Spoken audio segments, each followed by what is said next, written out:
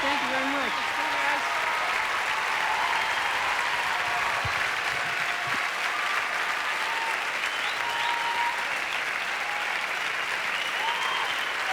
Well, thank you.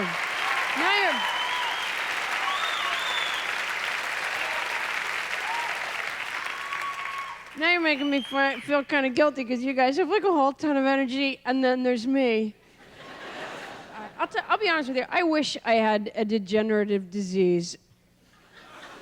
And I'm sure I'm going to rot in hell for saying that, and I don't care. I'll tell you why. Because I'm tired and achy all of the time anyways. I know I'm not going to feel any worse, and the exact same behavior I have now would be considered courageous. I'd roll out of bed about noon, and somebody in the other room would whisper, "She insisted on getting up." And I don't want to live a long time anyways. I don't want to be old. I know Willard Scott thinks he's doing a tribute to old people in the morning. It doesn't look like something to achieve, in my opinion. Hold up some picture, some toothless old thing. Go, look, it's Minnie Sue. She's 104 and still stands up. Well, that is a goal. Look at poor Burl Ives. The guy even was a contributor, for heaven's sakes. He dies, and there he is in the upper corner. Not even the main page of the Enquirer. The upper corner of the Enquirer, looking all sweaty and gross. And it has underneath it says, "Inside Burl Ives' courageous last words." Apparently, just before he died, he said, "And I don't care." He was singing Jimmy Crackcorn. He was out of his head. Those are courageous last words. I have no faith. I don't believe in anything. Nothing happens after you die. I do celebrate, I guess, what would be considered Christian holidays. Christmas. What's interesting is I actually like the Jewish holidays better. I mean, this is not including any kind of faith whatsoever.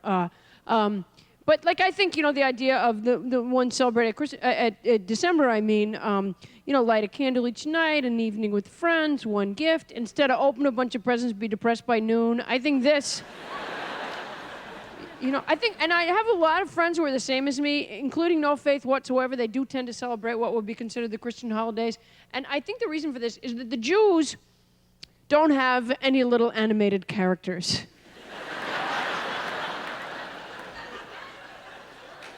I think their religion could catch on more commercially if the Hanukkah raccoon, the Passover turtle, something.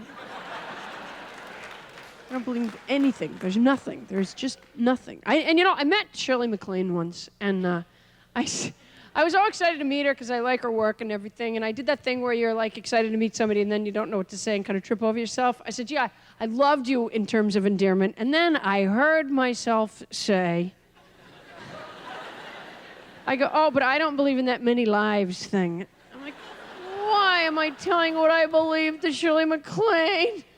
Well, when you think about it, for thousands of years and generations upon generations, there have been priests and nuns and seekers and sitters on top of mountains and philosophers. What are the odds of Shirley MacLaine being the one person to get the answer?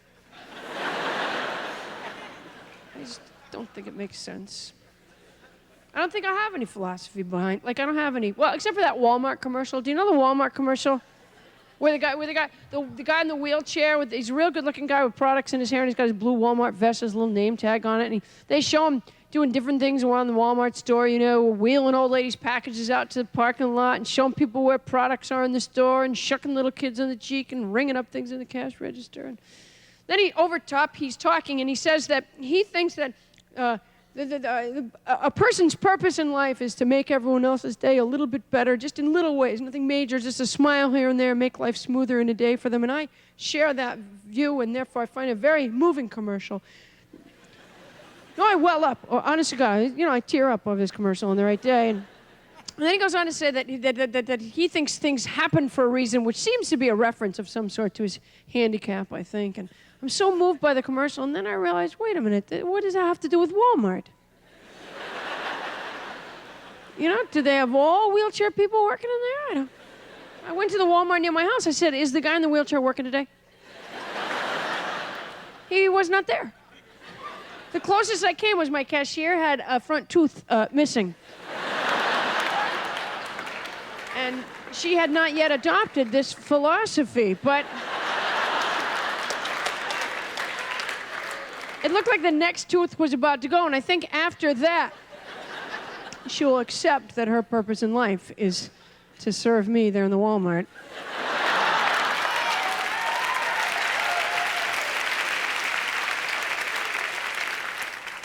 Does anybody know who that guy is, by the way? Is there a Harvard student here who knows who that guy is?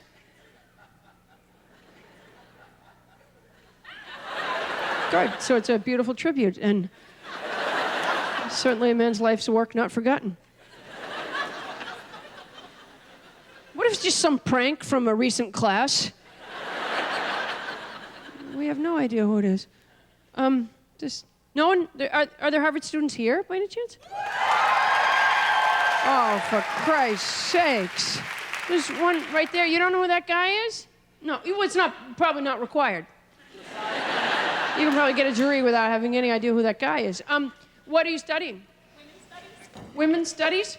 So, are you getting credit right now?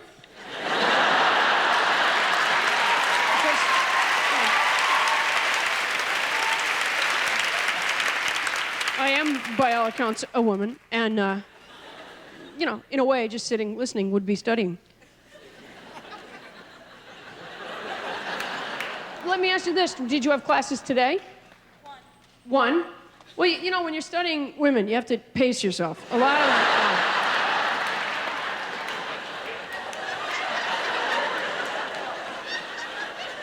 I think even Senator Packwood could tell you that. There's a pacing. You don't rush in. I'll be honest with you, I hate women. There, it's been said. I think we're stupid and boneheaded. I'm sick of women. I've had it with them. You know, in 1992, we get a couple of women into the Senate, and they're all yipping around at their acceptance speeches saying, "The year of the woman, the year of the woman." What fat white guy came up with that phrase? The year of the woman. You realize it's over with now. We gals had our year. We're so exhausted. We're giving it back to you fellas. It sure was a fun year, though, wasn't it? I'll tell you. You guys, we got 6 women in the Senate. And that was considered the year of the woman. 6 women in the Senate. We are 52% of the population. Apparently women do suck at math.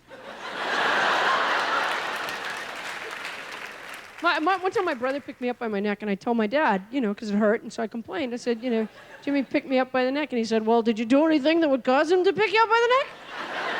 Well, what behavior exactly would fall into that category? Yeah, I stood in a hole with just my head coming out. I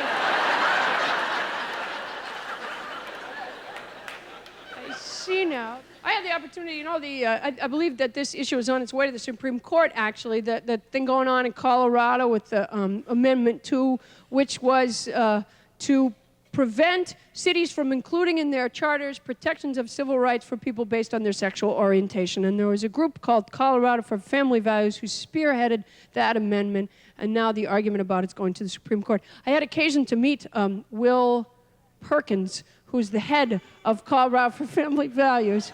He owns Perkins Chevrolet in Colorado Springs. And I went and I interviewed him for Mother Jones Magazine, and he said to me that he doesn't like to be called a homophobe, by the way, that he does not discriminate, he said. In fact, he felt that he could relate to homosexuals, he said, because he's a car salesman. And he said, people make fun of our pants and our white shoes. And I thought, yes, that is so similar, really. That must be hell for you. He went on to tell me that until the 10th grade, he didn't like girls, he said. He found that often they were smarter than him in school, and he was intimidated by them. He didn't think that they were interested in sports, and so he didn't know what to say to them. He just didn't like girls until about the 10th grade, he thought. And that if prior to that, a homosexual teacher or counselor had talked to him. They could have talked him in to coming over to their side. No, I don't pretend to know the psychological or physiological reasons for anybody's sexuality one way or the other, but I had no idea that it might even possibly be based on a giant game of Red Rover, Red Rover.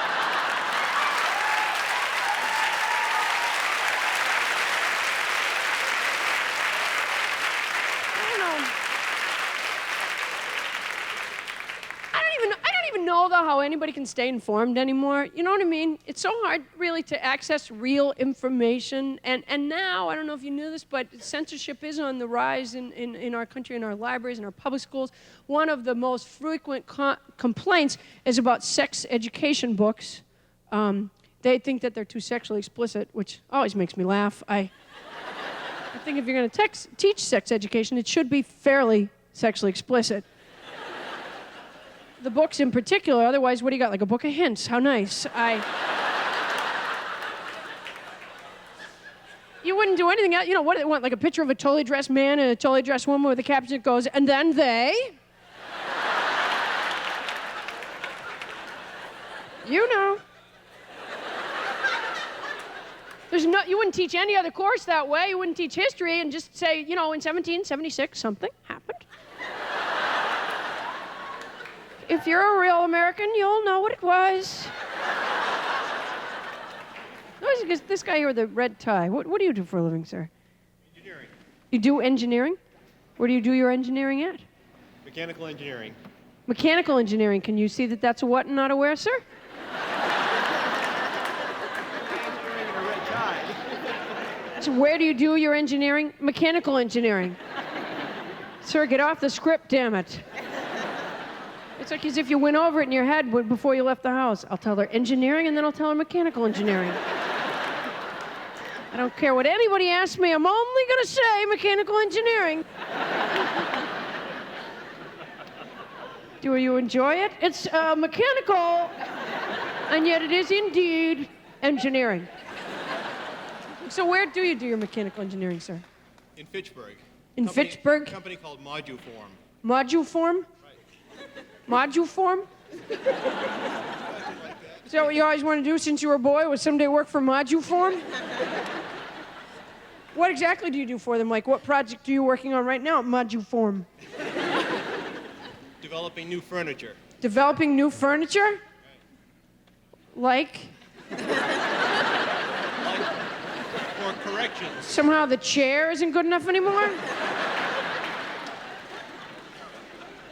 Most of our furniture goes into correctional facilities, jails. New furniture for corrections facilities?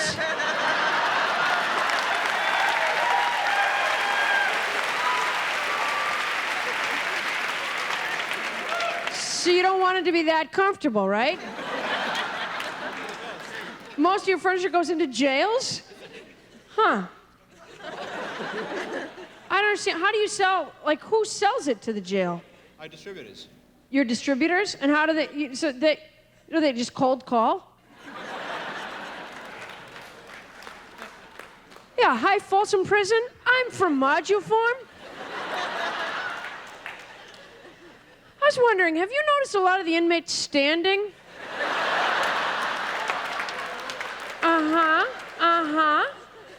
Well, that could be because you need Moduform prison furniture.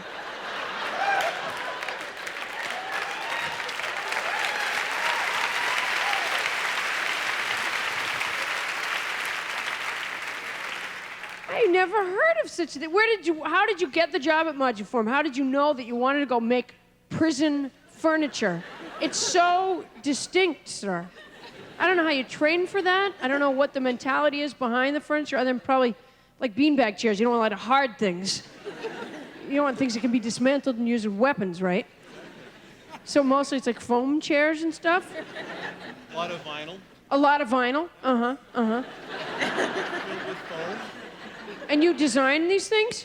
Yep. And based on what information? Do you go to the prisons and see, like, what looks like it would help?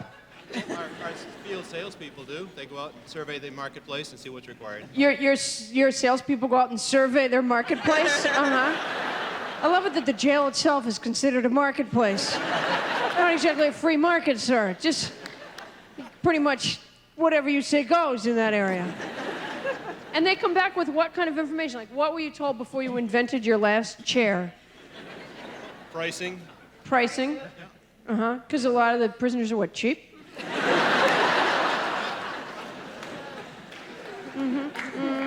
You know, if only they'd have, like, more rich prisoners. I think that would work out a little bit better.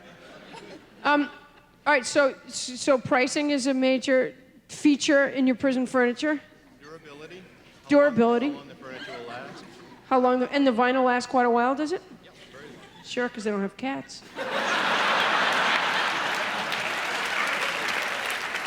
As soon as they get a cat in that prison, it is all over for that vinyl furniture, let me tell you, because we have a little vinyl couch for the kids, and the cats have just torn it to shreds.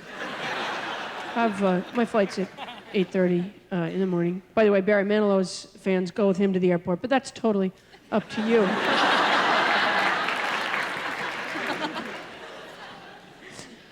I was the only passenger on a flight one time on a 30-seater. It was a puddle jumper, but it was about a 30-seater flight. I was the only passenger. And there was a pilot and co-pilot, and they had the nerve to talk to me over the PA thing. The co-pilot gets on, the captain has turned on the seatbelt sign. I'm sitting right behind the guy. I tap him on the shoulder. I go, I'm sitting right here, for Christ's sakes. What do you mean the captain's turned on? We're sharing a seatbelt. What's the matter with you? Then this is a really humiliating thing. They asked me to move for ballast. It could have been worse. They could have said, could you just move your left leg? That would have been more. You know, the plane is crooked. If you could just throw that over the aisle there, that would help us. So I pick up my bag. They said anywhere behind row 5. So I pick up my carry-on bag and I drag it back to row 6 and I plop down the seat. And the guy gets on the PA and goes, "We see you've chosen the emergency exit row." And then he starts giving me the emergency exit row thing about how, you know, are you willing to get Are you willing to get the other passengers off? Look, I'm the only passenger. I believe I'm willing to help get me off. I think I could do that little service. Now they've tightened up security at the airport, and they have this on a audio loop, this announcement that says, if anyone approaches you and tries to give you a bag, that you need to alert the police or an airline representative. Well, there's quite a gap between those two positions of authority, aren't there? And one can arrest him, and one can insist that he put his seat back forward. There's the bomber right there. Sir, you're gonna have to check that. So now, Harvard student, like this woman on the end with the Harvard sweatshirt. What are you studying here? Psychology. Psychology? And did you have class today? Not in psychology. You're not in psychology? Is that what you said? No, it wasn't a psychology-related class. It doesn't have to be a psychology-related class, ma'am. Was that the question? What the hell's the matter with you people? How did you get in this school? You must have had incredible recommendations, because the things you could fill out yourself are limited. No, what class did you have today? I had a midterm in Myth of America. You had a midterm on America? That's what I got. What'd you say? Myth of America. It's a class. Myth class? Myths of America? Is America in your answer anywhere, ma'am? It was a Myths of America class and you had a midterm? Mm-hmm. What myths are there in America? You really want me to answer?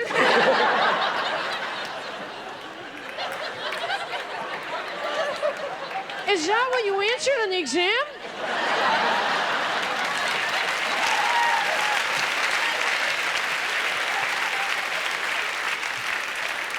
Shy people taking tests. What myths are there in America? You don't really want to know.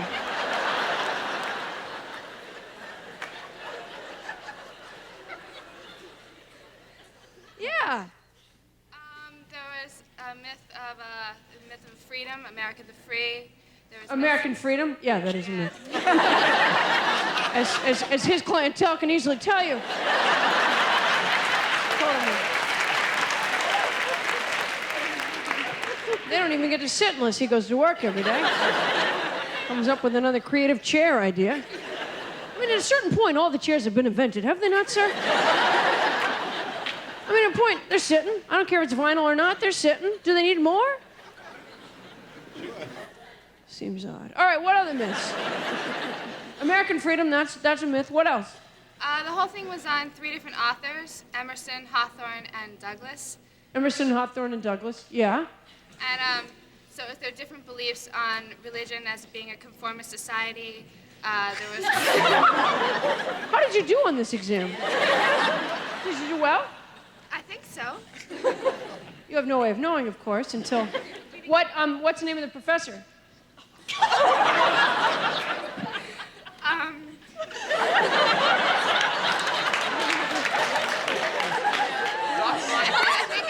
I think his name is Berkovich. You think his name is Berkovich? Potentially a myth, though? Is that...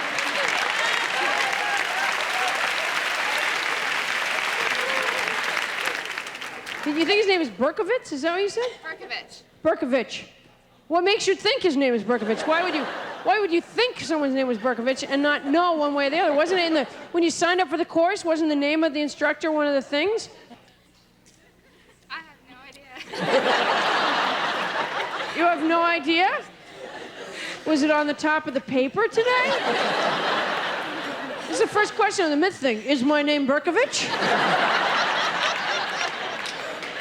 And you put C, undecided.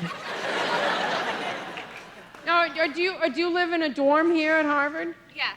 Oh, that's the cutest little thing I ever did hear of. Are any of the people in your dorm in your Berkovich class? Yeah, a lot. Are they all here, or some of them are back there still? No, they're here. They're all here? Well, some of them. Is there anybody here got a cell phone? What? Oh, there must be someone. You have a cell phone on you? Yeah. Oh, great.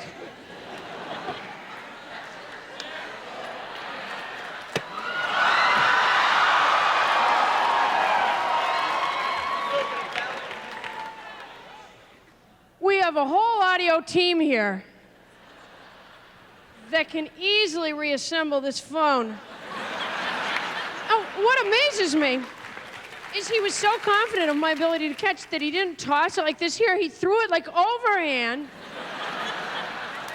For Christ's sakes.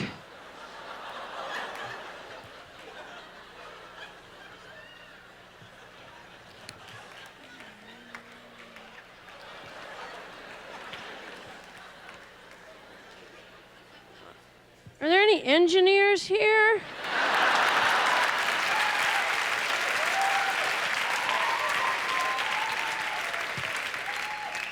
Apparently there's an extra piece. You know, if you had this held in a fixed position, this could be a remarkably light, comfortable, durable chair for a tiny little prisoner.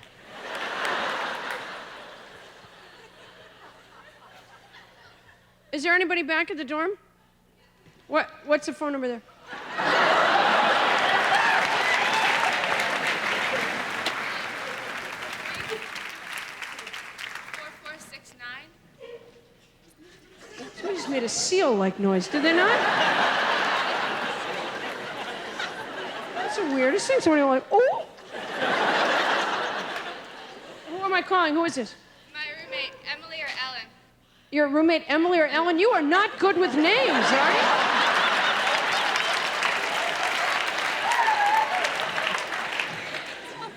She's got to have one name or the other. Do you ever notice it when you say, Ellen? Wait a minute. Are you Emily? Hi, it's Paula Poundstone calling.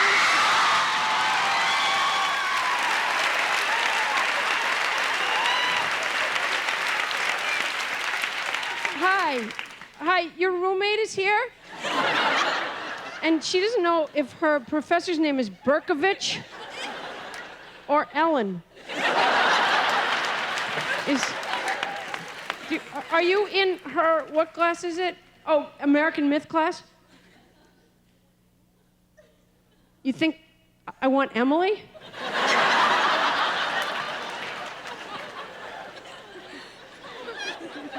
Yeah, we're at the show, yeah. What are you, like a detective or something? How'd you come up with that? She hears this huge crowd in the background. When I say it's Paula Poundstone, she's like, would this be at the show? Boy, you can put... She's totally flipping out, like as if... She says, how did I get her phone number? Can you add nothing up in your head?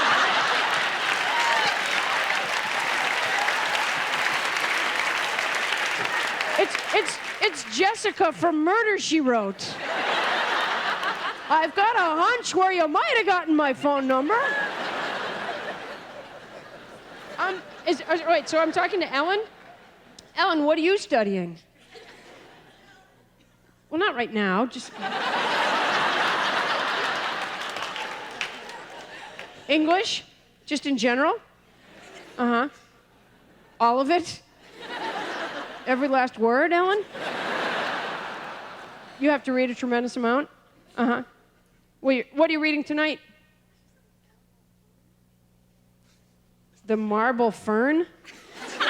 Oh, the Marble Fawn? I'm not familiar with it. Nathaniel Hawthorne. Is he Scarlet Letter?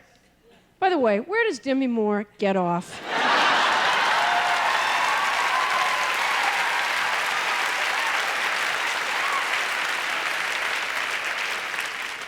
First Indecent Proposal, and now The Scarlet Letter. It's a perfect transition. Her eyes, she always looks like she's about to cry. I just feel like, could you just do a big, full boo-hoo and get those... It's like she's got glaucoma, but she's turned it into a career. Ellen, how come you didn't come tonight?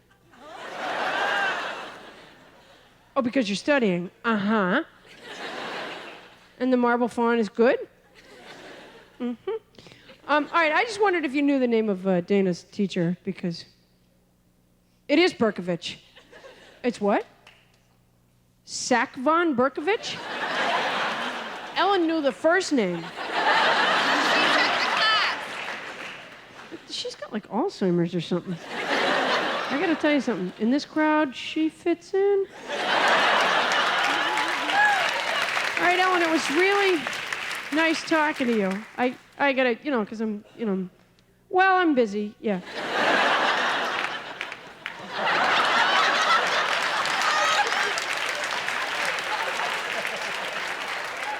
No, I should probably get going.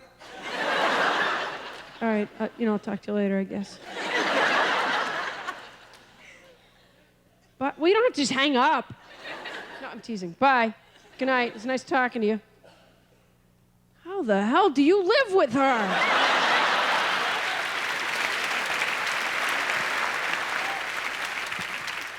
Engineer, you just hand this to the engineer. He's back there. See if you can put that other piece in for that guy. I don't know where the hell that came from. It just, it's a hard, light plastic. It's a material you may be familiar with working with. And don't go making phone calls on that either, because don't think we won't call Moduform up and bust your butt. I don't want you to go to prison and have to sit in your own little chairs.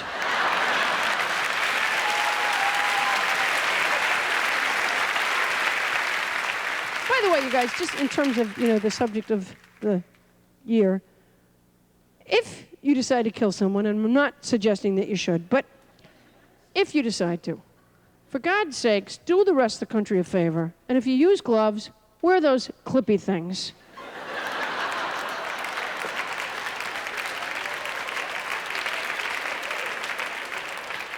We don't need to sit through that crap again. I'm a big Clinton supporter. I would like him to be president. I like him.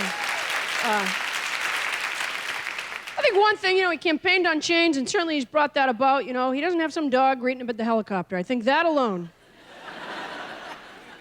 is change enough for me. I think all those presidents who had dogs greet them at the helicopter were creating a false sense of security for themselves, you know? What was that slobbery thing that Bush had, that thing that wrote all those books? What was that dog's name? Yeah, Millie. No matter what Bush did, every time he come off that helicopter, that dog run over, slobber all over. Oh, great job, Mr. President. We don't care who you vomit on. We love you. Come on out of there.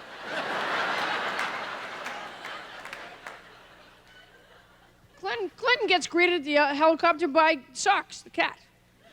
You often don't see her on the news footage because of the propellers. She gets blown back into the trees, but she's there. I saw an interview with Ralph Reed the other day where he said that, he thought Colin Powell was pro-family. I thought, well, okay, that narrows the pack politically, doesn't it?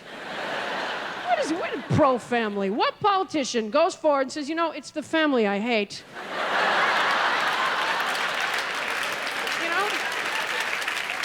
Until we get the money out of politics, it doesn't really matter, what issues you're behind. They're not really going to be serviced. It doesn't matter which way you feel about it, because you have to raise money. And therefore, one of the most powerful groups in our form of government, unfortunately, is the NRA, which is a staggering thought. And I know there's probably some NRA people in here. There's probably some supporters. And I know the argument, the Second Amendment, the right to bear arms. Well, that's not the whole text of the Second Amendment. It's not. It's for the purpose of a well-organized militia, not so that crazy neighbor Bob can have an Uzi.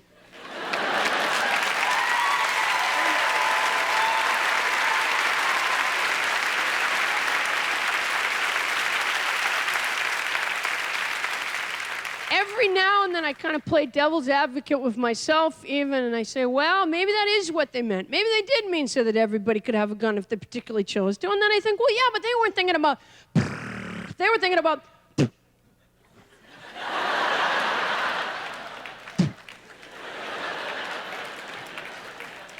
then I think, well, certainly Ben Franklin was quite a visionary. He certainly knew about a lot of things ahead of time. Maybe he did mean that kind of a gun. Maybe that is what I meant. And then I think, well, maybe they were wrong. We have this way of revering our forefathers as if they never made a mistake. Well, they may be like our real fathers. They weren't right about everything. They had slaves.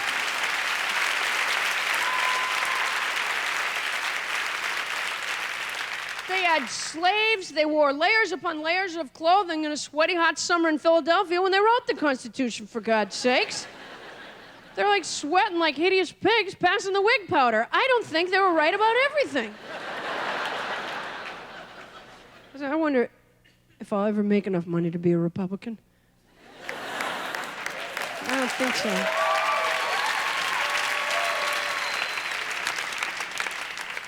I know that's how it works. You start out with a certain good feeling in your heart, and then one day, just ching-ching, you get to that amount, and you're like, well, I think we should take care of our people, but not at my expense. I saw Bob Dole on the Senate floor one day. Now, if there's anything that I really, truly dislike Ross Perot for, and there's many things, I guess, but the main thing to me would be leaving us with the legacy of the chart. It's an inadequate explanation of whatever information they have there. It treats us like idiots. It's oversimplification of whatever issue they're dealing with. I saw Bob Dole on the Senate floor one time when I was watching C-SPAN. He had a chart with an easel and a pointer and a graph there that showed, it was right after the president had proposed his first budget proposal, showed one line going up like this here and another line going down like this, a red line, a blue line. So the red line indicates the president's budget proposal, what it will do to the deficit. And then the blue line showed what the Republicans' alternative plan would do. And it shot straight down. Isn't there some sort of standardized set of numbers that we deal with, by the way, in terms of economics? Isn't there some science behind this? How could that possibly be? I thought, what, does the president know? Oh my God, look at that. What, did the batteries run out in his calculator or something? How could that have happened? How could the Democrats be that wrong and the Republicans be that right? That's an amazing thing. And then I think, well, wait a minute. Weren't there Republican presidents for 12 long years? Didn't they virtually invent the deficit?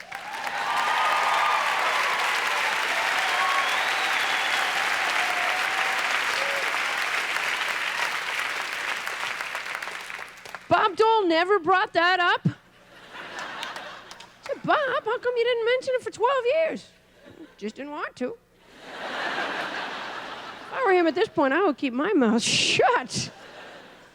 Bob Dole turned down money, campaign contributions from gay Republicans this year. I totally supported what he did.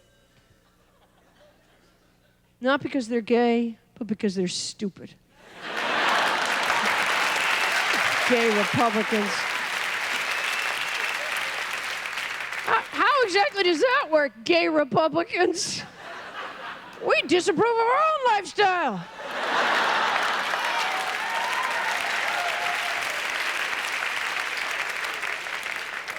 We beat ourselves up in parking lots.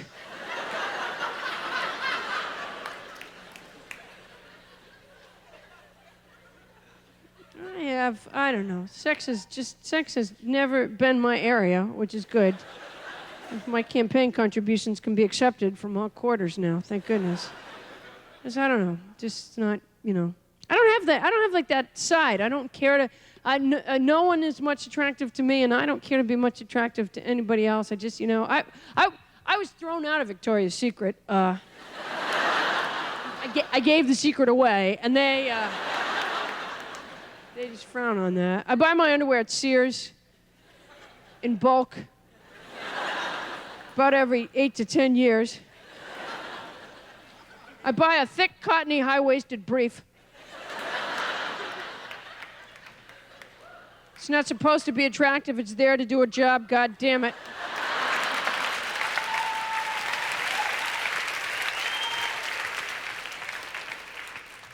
I go about, I wear it. I go about it really every 8 to 10 years. I wear the underwear until it all has those little gold safety pins holding it up, Until it's really just an idea. It's not even a garment anymore. The elastic usually goes out in about the 7th year, at which point I cut it and tie it each time. The last time I bought my underwear at Sears, I hadn't been there in several years, of course, and so I measured myself with a tape measure beforehand, because I use the kind where you find the chart on the back in the plastic package with the wrapped around the cardboard, 3 pair. And you use, your height and weight and everything to determine, And so I went there and I chose out what seemed to be my size, and I got 15 packages of 3 underwear. They had to call over another checker there at Sears. And they recognized me. They were very excited. They said, "It's the woman who buys the underwear." So anyways, I bought the underwear. I opened the plastic package the next day. I unfurled the largest underwear I have ever seen in my life. It filled the sky before me. It was like a giant pizza pie dough or something. It just took to the air. It was like when the Japanese participate in the Olympic March and they have that big white... And I couldn't take it back, because the only thing more embarrassing than buying underwear at Sears every 8 to 10 years is not knowing your own size when you do it. So I roll it down. Let me just show you. There.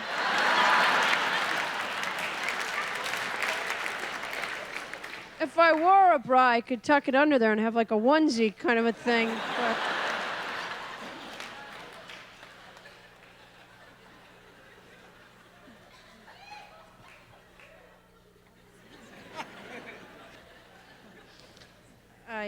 yeah, it's class all the way. That's why I wanted to be here at Harvard. They were so worried that I would say a bad thing about Harvard. I don't have anything bad to say. Seems lovely. I'm having a nice time, aren't you? Certainly a beautiful hall.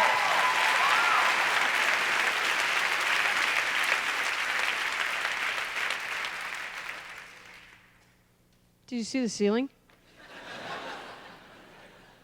That is not right. That happened when they had the international fountain competition in here. My youngest daughter was invited to participate in international peekaboo competition this year. She's 18 months old and an incredible peekaboo. It took place in Madrid this last summer. It's incredibly competitive. One of the participants cracked and said, "Bull Peak." One of the fans from his country shot him. Remember that stupid soccer thing? Oh, soccer's great, isn't it? Do you think my beliefs are that wimpy one way or the other that you could just go, hey, and I'm going to go, oh, I'm wrong about that? You must be the debating team. We believe that a Marxist economy would be the best. Hey!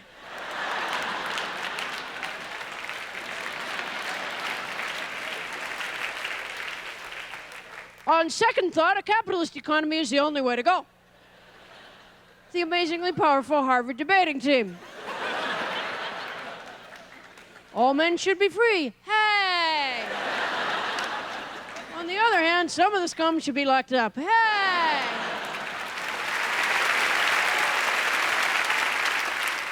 This is a really bad time. I have 2 foster daughters. This is a really bad time to be raising girls because you can't go into a store and buy like just a regular old pair of clothes that a kid could put on and enjoy and be fairly comfortable in. It's all got to be this sort of puffy, poofy, pink shit that we wouldn't have been caught dead in when we were kids, by the way. Just with big old headbands, not even just little brain-crushing headbands. Big honking sunflowers on the side of it. You'll notice when kids get to about the 2nd grade, the girls' heads are a little crookedy. That's because of that there. They're just, oh, we really love school. And it's all gender stuff. It's all to identify. People are so sensitive about their babies. When they have an infant, they want everybody to know that if it's a girl or a boy. Well, since at that point, really, the only thing that defines that difference at that pristine, pure moment is whether or not they have a penis or a vagina. And this is the only 3rd time in my life I've ever said those words. Why can't you just leave it at that? How about that it's not such a big deal whether you identify them or not, but people put, before their kid even has hair, they got some big old honking, hideous-looking headband on their head. It probably does. Their heads grow so fast when they're little. They're so soft before the skull is totally solid there that it probably does crush their brains, wouldn't you think? It's like a Chinese foot-binding thing gone awry somehow. This is why it's the female side of the sex there that always has to be the morons. I was in an airport the other day, and some guy had a baby, and little pink, frilly, uncomfortable-looking dress. And before they can crawl, a dress is a horrible thing anyways, or when they're learning to crawl, because you can't get anywhere in that. Trips your kneesies. He's a big old headband on and little pink patent leather shoes, and I just wanted to go up to him and go, is it a boy?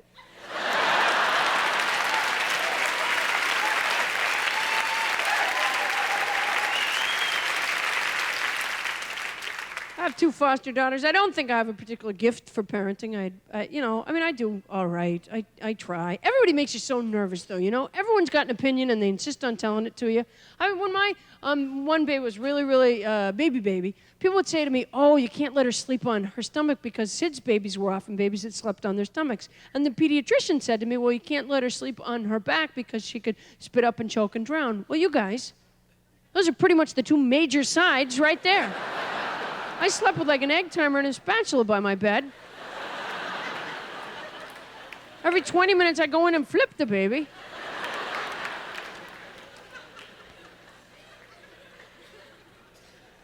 She cried constantly, that baby did too.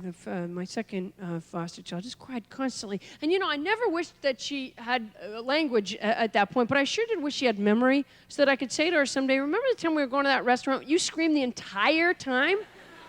What the hell was the matter with you? And she could say, well, the tag on my shirt was rubbing.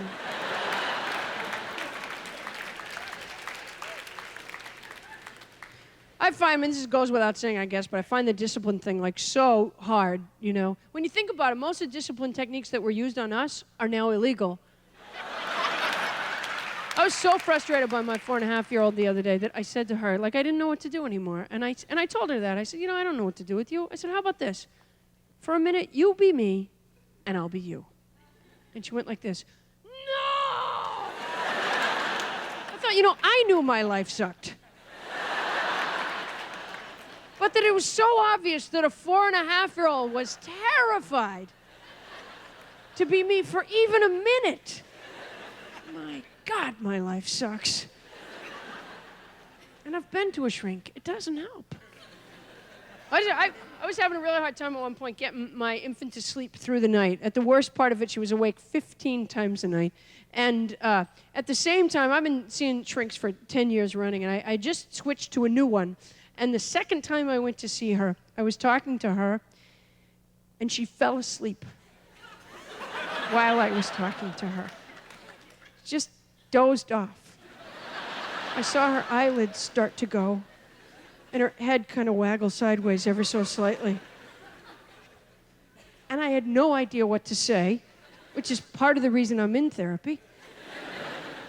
It was like she wasn't any further than that away from me. Finally, I tucked a blanket up under her chin, left $90 and got out of there. But then I realized, I have a kid who wouldn't sleep through the night. If only I would just tell her my problems. That's what I started doing. I talked to her at night. I go, I don't have sex. I'm not intimate with people. I don't have friends. She'd be out like a light. I think the only reason I am a foster parent and every now and then I get another infant is because of the equipment you get to get. You go to those baby stores where they have all the stuff, like the cribs each has like a different quilt and bumpers, and they each one have a different mobile hanging over top of it. And by the way, the mobiles now face the baby. The bears look down. Some engineer finally had the good sense to lay in the crib and look up and see what kids were seeing.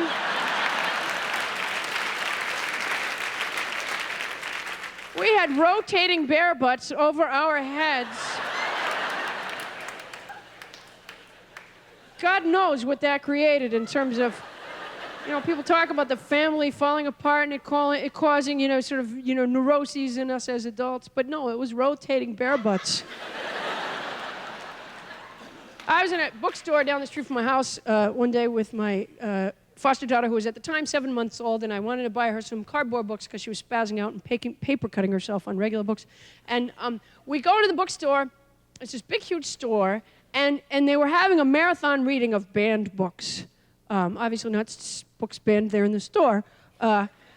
But what people would do is there was a podium and a microphone, and people would come up with a book, and they would say what book they were reading, and they would read the offensive passage from the book. And no matter where you were in the store, you could hear this. So we go back to the children's book section, and, it's sort of just in my ears, kind of constantly. And now as I got like a big, huge stack of books, more than I meant to get, and I was kind of lumbering back, trying not to spill them, with the baby under this arm and a big, huge diaper bag on one shoulder. And as I get back towards the register, I hear this over the microphone, this guy say that he's now reading from Lady Chatterley's Lover. Well, most of the books, I honestly couldn't figure out what the offensive passage is if I wanted to. And I certainly probably would not be offended by it. However, this book, I can recognize what the offensive passage is. I'm not offended by it, but I certainly can put my finger on what perhaps bothers other people. There's a very graphic description of sex in the book. And so as I near the counter to ask the lady to look up, by the way, and find out if they had a book for me, I suddenly hear from this speakers just pounding through the side of my head, the penis and the thrusting and the breasts and the heaving and the sweating and it's very, I was like totally embarrassed for just a brief moment because I just like came upon the woman right at that moment. And it was too late to stop myself from blurting out, "Do you have the pokey puppy?"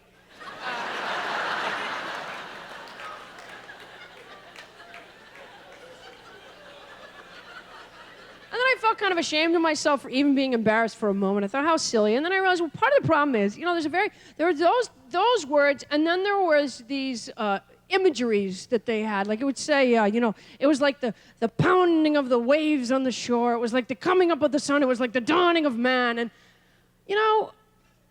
none of it was ringing a bell. I am no expert on sex for sure, but this was not sounding vaguely familiar to me. I think in terms of imagery, one time when the sex was not totally horrible when I had sex, I closed my eyes and I pictured for a brief moment a freshly stirred glass of Tang. That is the closest I have ever come.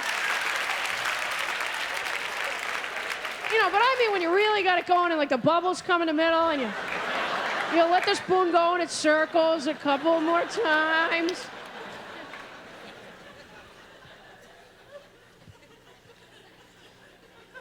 It's not my area, really. I thought I saw somebody with an MIT sweatshirt a few minutes ago. Right there, that guy. Do you go to MIT? You're what? I went there as an undergraduate. Oh, you went there as an undergraduate? And what are you now? I'm a graduate student at Harvard. Oh, graduate student at Harvard. Uh-huh. What did you study at MIT? Chemistry. Chemistry? Mm-hmm. And what are you studying at Harvard? Chemistry. Chemistry? What are you, just double checking?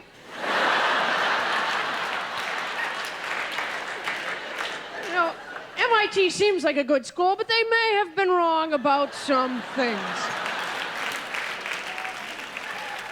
What's MIT's slogan, by the way? Mind Mitt. and hands. What is it? Mind and hands. Mind and hands? That's it? Mind and hands?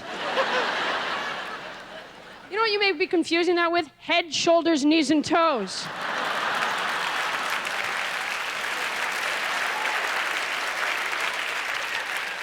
That's the school song at MIT. They come out at graduation. Head, shoulders, knees, and toes, knees, and toes.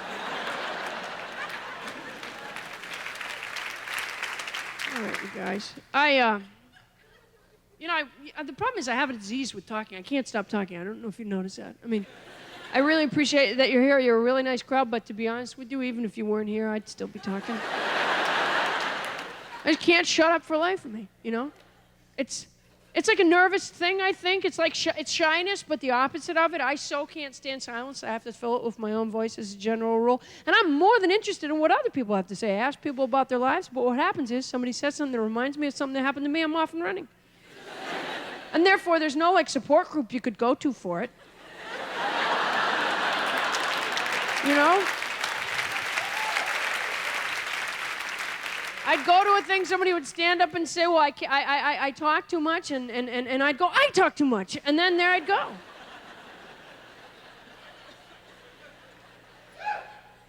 There's a blind guy right in the front row, and I can't help but ask him this question. Now, sir, let me ask you something. This is something I'm so curious about. My best friend's mother is blind, and I never thought to ask her this question before, but don't people always say that you can hear better? Hear better? Yeah.